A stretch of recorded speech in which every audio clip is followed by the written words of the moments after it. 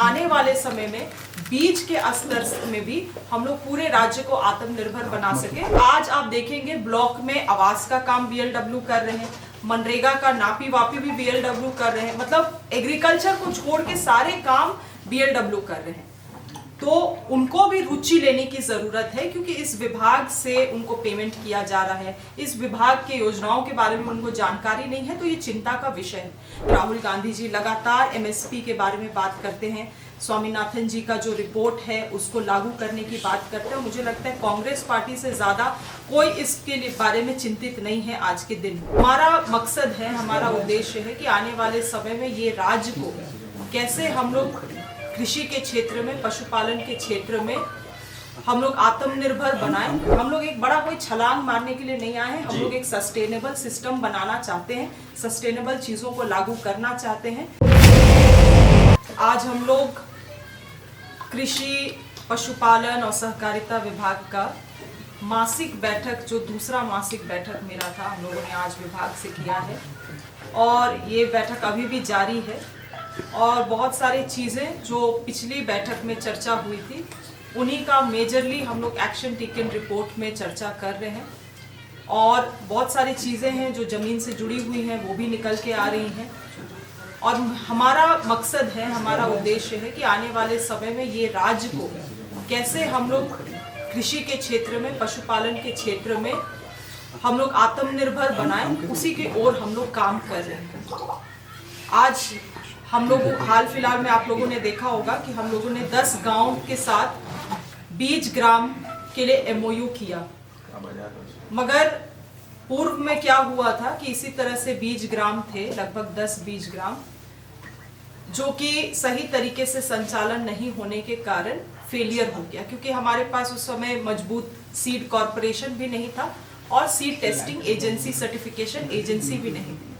तो हम लोग चाहते हैं जो बेस्ट ऑफ बेस्ट स्टेट में जो कॉर्पोरेशन और सर्टिफिकेशन एजेंसी है उसको हम लोग यहाँ पे झारखंड में भी स्थापित करें। स्थापित तो है मगर फंक्शनल उस आधार पे नहीं है, तो हम लोग चाहते हैं उस आधार पे हम लोग फंक्शनल करें, ताकि आने वाले समय में बीज के स्तर में भी हम लोग पूरे राज्य को आत्मनिर्भर बना सके और किसी और राज्य से हम लोगों को या कहीं और से बीज खरीदने की आवश्यकता ना पड़े। इसके अलावे 18 तारीख को चान्हो में प्रमंडलीय स्तर हमारा कृषि मेला होने वाला है, जहां पे सभी जिला के और ब्लॉक के और साथ ही पंचायत के जितने भी बीएलडब्ल्यूज हैं वहां पे उपस्थित होंगे। इसके अलावे प्रमंडल में, दक्षिण छोटा नागपुर प्रमंडल में जितने भी हमारे जो प्रोग्रेसिव किसान हैं, जो किसान रजिस्टर्ड हैं हमारे साथ, उनको भी आमंत्रित किया जा रहा है।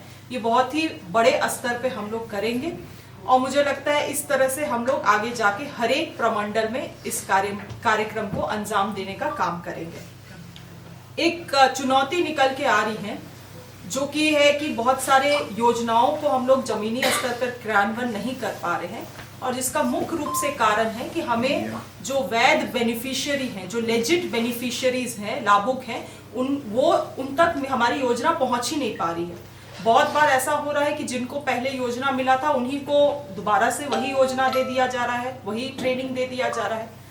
तो इसमें जो हमारे बीएलडब्ल्यू हैं, विलेज लेवल वर्कर्स, जो कि हमारे ही विभाग से उनकी नियुक्ति की गई है, आज उनको पेमेंट, सैलरी, सब चीज़ हमारे विभाग से मिलता है, और उनको लेटर भी विभाग से जारी किया गया था कुछ महीनों पहले कि आपको केवल एग्रीकल्चर का काम टेकअप करना है। मगर आज आप देखेंगे ब्लॉक में आवास का काम बीएलडब्ल्यू कर रहे हैं, मनरेगा का नापी वापी भी बीएलडब्ल्यू कर रहे हैं, मतलब एग्रीकल्चर को छोड़ के सारे काम बीएलडब्ल्यू कर रहे हैं। तो उनको भी रुचि लेने की जरूरत है, क्योंकि इस विभाग से उनको पेमेंट किया जा रहा है, इस विभाग के योजनाओं के बारे में उनको जानकारी नहीं है, तो ये चिंता का विषय है। तो हमारा एक प्लान है कि बहुत जल्द राज्य के जितने भी बीएलडब्ल्यू हैं उनके साथ हम लोग एक सेमिनार करके पहले तो उनको सरकारी जितनी हमारी विभाग की योजनाएं हैं उनसे जोड़ने का काम करेंगे, ताकि सही लाभुकों का नाम हम तक पहुंच पाए। आज रांची जैसे जिला में, जहाँ पे आपका मांडर और चान्हो जो क्षेत्र पड़ता है वो कृषि बहुल क्षेत्र है, मगर आज वहाँ पे एक सिंचाई के लिए भी एप्लीकेशन हम तक नहीं पहुँचा है। जीरो, टारगेट भी जीरो है और हम लोग बहुत ही पीछे चल रहे हैं। तो जिस कारण अगर देखा जाए, जैसे कल मैं चान्हो में थी ब्लॉक मीटिंग में, तो पता चला कि वहाँ पे जो लाभुक हैं उनको इस बारे में कोई जानकारी नहीं है और ब्लॉक में फॉर्म तक उपलब्ध नहीं है। अब आप बताइए, एक मार्जिनलाइज्ड किसान वो गांव से निकलेगा जिला तक केवल फॉर्म लेने के लिए, वापस जाएगा, फॉर्म भरेगा, फिर वापस आएगा, फॉर्म जमा करेगा ताकि 6 महीने के बाद उसको सिंचाई की सुविधा मिल सके। अगर इस सिस्टम से हम लोग काम करेंगे तो हम योजना केवल और केवल कागज में रह जाएगा। और यही निर्देश अधिकारियों को दिया गया है कि अब हम लोग वाइब्रेशन पिछले 1 महीना में आप लोगों ने भी देखा है कि हम लोगों ने पूरा प्रयास किया है कि राज्य स्तर और जिला स्तरीय जो हमारे एम्प्लॉयज हैं उन पे हम लोग एक जान भरने का काम करें, मगर जो जमीन से जुड़े हुए हमारे कर्मचारी हैं अगर उनको हम लोग एक्टिव नहीं कर पाएंगे तो फिर ये सब चीज फेल रह जाएगा। इसीलिए ये निर्देशित किया गया है कि जितने भी हमारे विभाग के BLWs हैं उनके साथ एक बड़ा सेमिनार किया जाए और उनको जिला स्तरीय हर एक महीने काम और टारगेट्स डेलीगेट किया जाए। ये BLW जो है आपके, उनको क्या दूसरे काम जो आप बोल रहे हैं कि वो एग्रीकल्चर से पैसा लेते हैं, तो क्या आप दूसरे को संकल्प जारी करके उन कामों से दूर रखेंगे क्या बोला आपने? मतलब बता रहे थे कि मनरेगा और सब तमाम काम करते हैं एग्रीकल्चर को छोड़ के, वेतन मिलता है एग्रीकल्चर से, तो क्या एक सरकार आदेश जारी करेगी कि सारे काम छोड़िए, सिर्फ एग्रीकल्चर? आपने अगर सुना नहीं तो मैंने इसी बात को कहा कि कुछ महीनों पहले विभाग से ये आदेश भी जारी किया गया है कि जितने भी विलेज लेवल वर्कर्स है वो केवल और केवल कृषि संबंधित काम ही करेंगे, मगर तब भी ये संभव नहीं हो पाया है। तो ये सिस्टम में भी कमी है और जो हमारे BLW हैं उनको भी रुचि लेने की आवश्यकता है। तो हम चाहेंगे कि इसको हम लोग एक हैंड होल्डिंग, एक ट्रेनिंग प्रोग्राम के साथ, एक सेमिनार के साथ शुरू करें जहां सभी BLW को योजनाओं के बारे में बताया जाए। इसके अलावा जिला स्तरीय जो हमारे DO हैं वो भी इनके लिए टारगेट सेट करें ताकि सही बेनिफिशियरीज का नाम हम लोग तक पहुंच पाए। अकाउंटेबिलिटी सेट करने की जरूरत है और ज्यादा कुछ नहीं। मैडम ये जो किसानों को जो कम मूल्य में मिल रही है अनाज, धान का जो क्रय है, उस पर विभाग क्या एक्शन ले रही है? देखिए, पहले तो मैं सभी की जानकारी के लिए आप लोगों के माध्यम से राज्य की जानकारी के लिए भी बतला दूं कि जो प्राइस निर्धारण है और सभी चीजें हैं वो आपका सिविल सप्लाई के ही विभाग से होगा, मगर फिर भी किसान क्योंकि हमारे हैं, स्टेक होल्डर्स हमारे हैं, तो हमें भी चिंता है इस बात का। देखिए, पहले 2300 रुपया था, नवंबर में जब कैबिनेट में पारित हुआ तो इसको 100 बढ़ा के इसको 2400 रुपया किया गया। हम लोग इसको कह रहे हैं और आज के दिन में हमारे संगठन के आदरणीय राहुल गांधी जी लगातार MSP के बारे में बात करते हैं, स्वामीनाथन जी का जो रिपोर्ट है उसको लागू करने की बात करते हैं। मुझे लगता है कांग्रेस पार्टी से ज़्यादा कोई इसके बारे में चिंतित नहीं है आज के दिन में, मगर आप लोगों को जानकारी होना चाहिए कि सरकार को गठन हुए मुझे लगता है मात्र 1 महीना या 1.5 महीना होता है। वैसे इस हालात में बहुत सारी चीज़ों को सिस्टम में लाने में समय लगता है।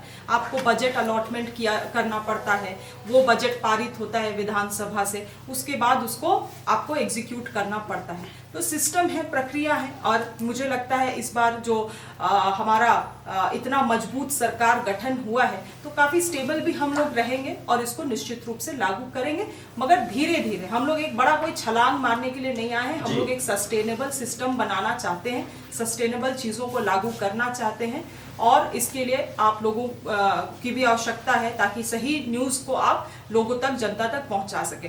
नहीं तो कुछ विपक्ष केवल अपना राजनीति रोटी सेकने के लिए ये सब जो सवाल करते हैं कि 3200 रुपया कब मिलेगा, 3200, ये वो लोग हैं जिनके राज्य में क्या हालत है आज के दिन में आप खुद देख रहे हैं। वहां पे MSP 2300 भी, उससे भी कम मिल रहा है। तो ऐसे लोगों को पहले अपने गिरेबान में झांकना चाहिए। हम लोगों से सवाल बाद में करें या कुछ समय दे उसके बाद सवाल करें। मैडम पिछली सरकार ने कृषि बजट लाया, इस बार क्या आपकी कोई योजना है बजट में कृषि बजट अलग से लाने की?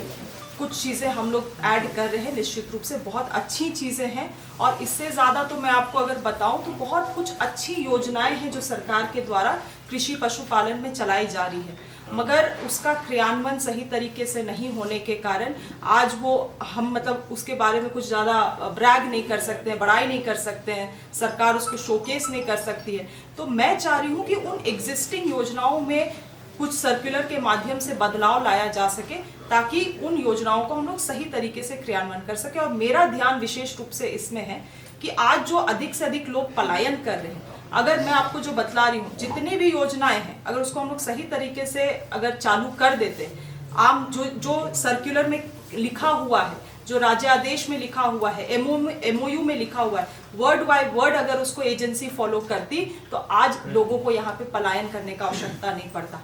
एक बिरसा ग्राम योजना है, बिरसा ग्राम पाठशाला योजना, हमारे मुख्यमंत्री के लिए, वो एक हमारे मुख्यमंत्री जी के लिए बहुत ही अहम योजना है इस राज्य के लिए। उसमें इतना सुंदर राज्य आदेश डिजाइन किया गया है कि वहाँ के लोगों को ट्रेनिंग देना है, वहाँ के किसानों को मार्केट से जोड़ना है, मगर केवल और केवल कागज में। तो मैं चाहती हूँ कि जो चीज़ है हमारे सामने, जो मेरे थाल में जो पहले है, उसको मैं ख़त्म कर पाऊँ, उसको मैं पहले डाइजेस्ट कर लूँ, उसके बाद हम लोग नई चीज़ों को ज़रूर लागू करने का काम करेंगे। मैडम, इसी से जुड़ा एक सवाल है। जब से आप पदभार ग्रहण किए कृषि विभाग में, तो आपकी छवि एक कड़क मंत्री के रूप में मानी जा रही है।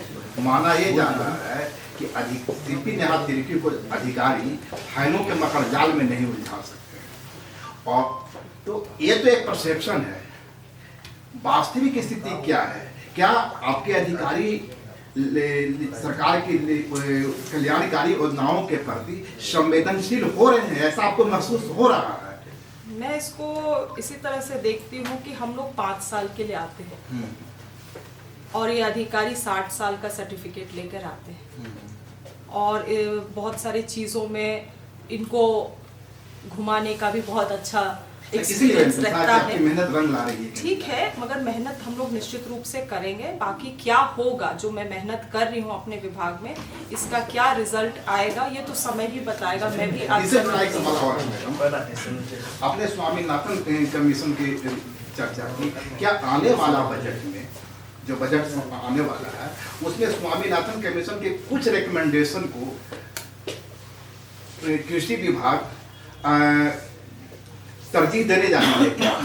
देखिए, मैं एक बात इसमें थोड़ा सा हटके आपको बताना चाहूंगी कि अभी क्या हो रहा है कि धान के लिए तो हम लोग MSP दे रहे हैं। जी। आने वाले समय में हम लोग कोशिश करने की हम लोग प्रयास कर रहे हैं कि जो बहुत मुख्य वेजिटेबल्स है, क्योंकि हमारा बहुत सारा झारखंड में बहुत सारी जगह से बहुत सारा सब्जियां निकलता है जो दूसरे राज्य भी जाता है, तो वैसे हालात में उन सब्जियों के लिए भी हम लोग एक MSP डिफाइन करने का काम करें, वो भी हमारा प्रयास है। इसके अलावे बहुत सारे ऐसे फॉरेस्ट प्रोड्यूस हैं। आज यहाँ पे देखिएगा, झारखंड जैसे राज्य में सबसे अधिकतर हम लोग महुआ भी देखते हैं, एक फॉरेस्ट प्रोड्यूस है। बहुत लोग अपना जीवन यापन इससे भी करें, तो इन फॉरेस्ट प्रोड्यूस को भी हम लोग कैसे MSP से जोड़ा जा सके, उसके लिए हम लोग प्रयास है।